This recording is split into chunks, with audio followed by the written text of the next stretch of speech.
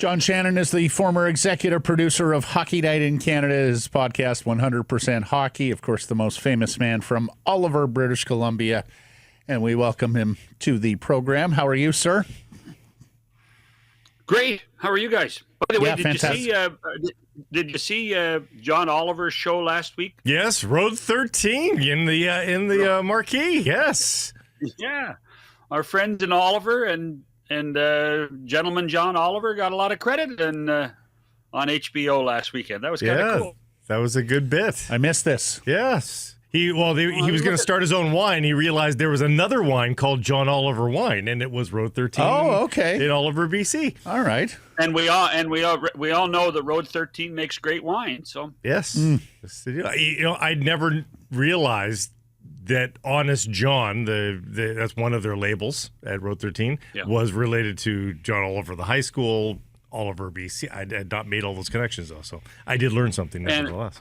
And the history of it is that if not for John Oliver's vision and the straightening of the Okanagan River, the irrigation system that creates all that great wine and all the great fruit for decades and decades would not have existed. Yeah, very cool. Well, history lesson. The premier, John Oliver. So are you telling me Shannon is the second most famous person from Oliver? I think we have to adjust. We've been billing him incorrectly all these years? I think you have to say alive now. He doesn't want to give up the title. Let's hope that's the case for many decades to come. Yeah. That's exactly what I was thinking too, Matt. So I was going to say for now. I was going to say for now, but yeah, that's good. Hey, John, Canucks are 6-7. They've been right around the 500 mark all season. Glass half full, given 8 regulars being out, or are they ceding a little too much territory here early in the campaign? Well, they are ceding territory. There's no question about it, but it's almost beyond their control. That's the real issue. When you consider all these injuries and there are lots of us that say, well, there's injuries around the league. Nothing like the Canucks. Trust me, nothing as deep as the injury list on the Vancouver Canucks that you have to give them credit. So on that point, and I'm a cup half full guy on what they've done so far, and if they can squeak something out in Nashville tonight, to be able to come home at 500 would be miraculous in so many ways. There are some great stories on this club when you think of what Sherwood's done, and I think the goaltending has done its job. Some of the young guys that have been forced into play have played well. There are some really positive stories, but when you consider that right behind the airplane is an ambulance every time, it's crazy. Yeah, we had a good chat on Sherwood last week, John. Ascending asset UFA to B, do you hop on him and try and get him re-signed early? But 30-year-old, mostly bottom six bang and crash winger until all of these goals the last year and a bit. What's your sense of what the Canucks should do with their top goal scorer? Well, first of all, he blossomed in Vancouver, and I think he understands. He knows he blossomed in Vancouver. And remember, tonight is the team that didn't really think he could contribute that much in Nashville.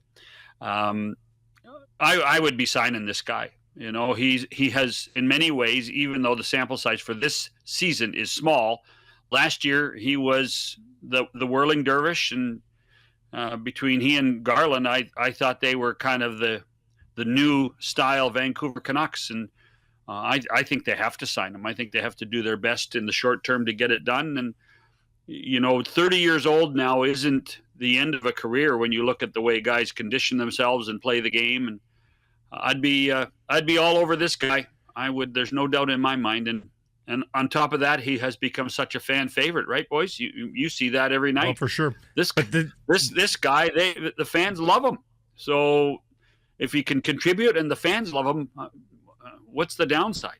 The shallow resume of goals makes me worry about the AAV. The age makes me worry about the term. So, like, what's the maximum you're willing to go? What does the contract start with in terms of a number for AAV? Gosh, you know what? I'd be more concerned about term, like you, Blake. I mean, I'm thinking, would I go 4 or 5? Would I bend to 4 or 5? I wouldn't even guesstimate dollar figures. To be honest, I don't even know what he's making right now. 1.5 right now. I haven't even looked it up. 1.5. Well, you know, has he earned 3? Has he earned 3.5? Well, I think unquestionably, I think he's asking for more than that, though, in the inflated cap world. Yeah, isn't everybody? Yeah. So, well, I mean, that's what negotiation's all about. If I'm the Canucks, I'm not nearly worried about the dollar figure as I am the term. And I think if they were, pressed to go to 4 or pressed to go to 5, that would be the biggest discussion point in the office.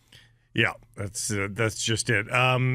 Quinn Hughes coming back is going to help this team, but at 6-7 and 13 games, you do wonder why Elias Pettersson hasn't been able to be a lifeline, for this team. He had a couple of good games a week ago. What a difference a week makes, huh? Last Monday, we were sitting here singing his praises, saying he's looking like the player that we all remember, and then it was another very quiet week. I think 20 games is a fair sample size to judge this guy. He's going to have a hell of a next 7 games for the feeling around him to change, I think, for the vast majority of the fan base. What do you think of that? Well, I think he has been a disappointment. I don't think there's any question about that. And there's 2 things. First of all, your discussion last week was really fair. And one of the key things on a star like this is consistency. Where is the consistency in his game? And that's something I'm sure that they're asking internally as well. I do think that with Quinn Hughes returning, I think that helps Pettersson. But at the same time, a lot of this is on him. A lot of this is on what he's done and or more importantly, what he hasn't done. And at some point, without trying to be overly aggressive about it, you have to try to say, hey, you know what? Pull up your socks, put your skates on, and do your job. Do your job. And whether they've I don't believe they would have soft pedaled that to him. I believe that they would have been rather direct with him. I think that's Adam Foote's style. And that's exactly what has to happen. You're right about the 7 games. We had Barry Trotz on the show last week, and I said, so what's that first judgment game? When do you start looking at what you have and trying to figure out where you should go? And he said 20 games. Mm-hmm. And so 20 games is where it is. My goodness. What is that going to look like? Well, and I hear Barry and I hear John, and it makes sense to me. It's a quarter of the season, and yet, John, like, you look around the league, and it's an extraordinary number of games that are decided by 1 goal or decided by 2 goals with an empty netter. We had the stat last week. It's in the high 70s. It's up this year. It just seems to be there's even more parity this season with so many more imperfect teams, and you wonder if that gives teams a little bit more leash just to hang around and maybe get hot in the second half of the season, and that's enough to make the playoffs this year. Well, I think you're right, and I also think it gives teams a chance to say, okay, let's not panic, let's not make too many changes too soon. We've coined the phrase "mushy middle." Well, the mushy middle is like 24 teams right now. Mm-hmm. And everybody can talk about how great parity is, but hockey survives with dynasties. Hockey survives with great teams. And I'll ask you guys, I mean, who's the great team in hockey right now? I don't think there is one. And I think we're just amazed at great starts. Like we're amazed with the Jets. We're amazed with the Penguins. And we're amazed with Montreal. The Ducks. But the Ducks, but I don't think we'd put them in a category of great teams. We're just saying, wow, that's a good start. Yeah. Yeah. No, it is it would be Florida if they were healthy. I think, 2-time defending Stanley Cup champions, but they're not healthy. So there you go. It may be a season where nobody reveals themselves as a great team till late. It could be a season with no great teams. This has happened it could in be. the past. It could be, which would probably play back into Florida's hands in the end, guys. Probably. No, that's a good shout. Are you hearing anything trade activity wise? Like, seemed to be a little bit of smoke there. I mean, Canucks made a major move, but what are you hearing on the trade market these days? You know what? I think people are still in that wait and see mode. Again, I think it goes to 20, 25 games. I think people are trying to figure out what they are. Between injuries, tight schedules, the mushy middle, I think managers are. I mean, first of all, managers we know are calling around. I talked to a couple of guys last week that they are certainly calling, but they want gold for fool's gold, and that's not necessarily going to happen. And I think people are a little apprehensive right now to give away draft picks.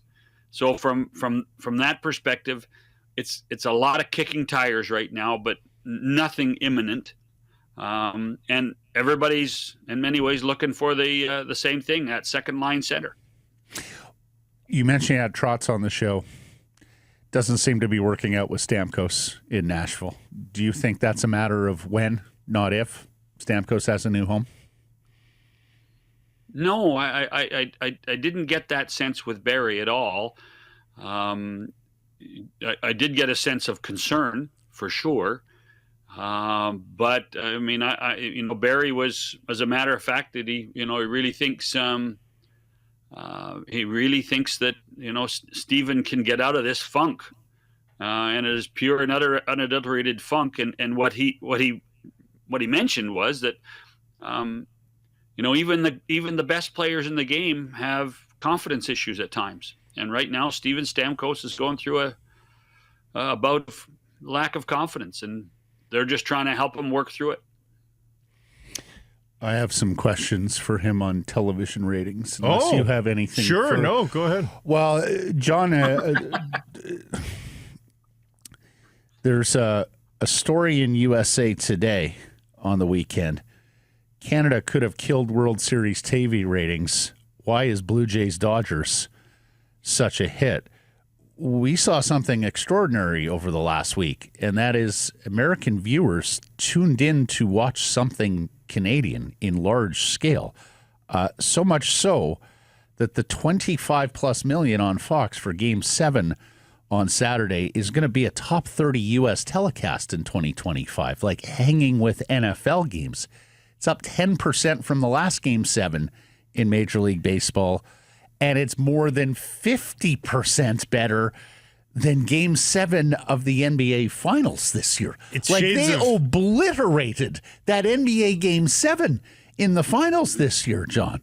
You've spent your life in television. Please explain this to me. 2011 Stanley Cup did the same, right? There was one Canadian team, and that Bruins Canucks did very well south of the border.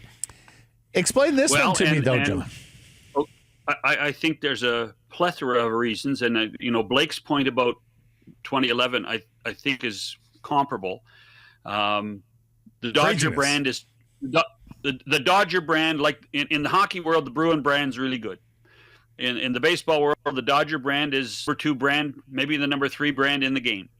So there's a ton of interest in what the Dodgers do. I do think the 18-inning game changed a lot of people's opinions about the World Series, and the fact that there was something there that was cool, that holy smokes, a baseball game in the World Series, it went long and it was exciting. There's